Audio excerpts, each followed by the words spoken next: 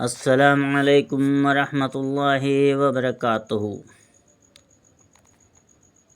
اعوذ باللہ من الشیطان الرجیم، بسم اللہ الرحمن الرحیم۔ جمعہ کے روز کرنے والے کام: نمبر 1، نماز فجر کا باجماعت اہتمام کرنا چاہیے۔ نمبر 2، غسل کرنا چاہیے۔ نمبر 3، خوشبو اور تیل لگانا چاہیے۔ نمبر 4، مسواک کرنا چاہیے۔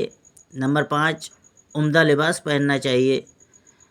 نمبر 6، مسجد کی طرف جلدی جانا چاہیے اور گھر سے نکلتے وقت یہ دعا پڑھنا چاہیے کہ بسم اللہ توکلت علی اللہ لا حول ولا قوۃ الا باللہ۔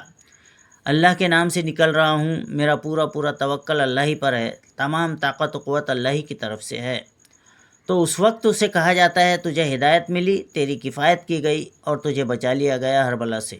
چنانچہ شیاطین اس سے دور ہو جاتے ہیں اور دوسرا شیطان اس سے کہتا ہے تیرا داؤ ایسے آدمی پر کیوں کر چلے جسے ہدایت دی گئی، اس کی کفایت کر دی گئی اور اسے بچا لیا گیا۔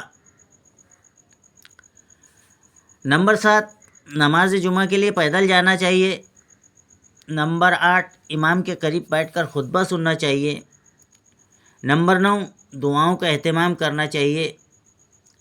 نمبر 10، سورہ کہف کی تلاوت کرنا چاہیے۔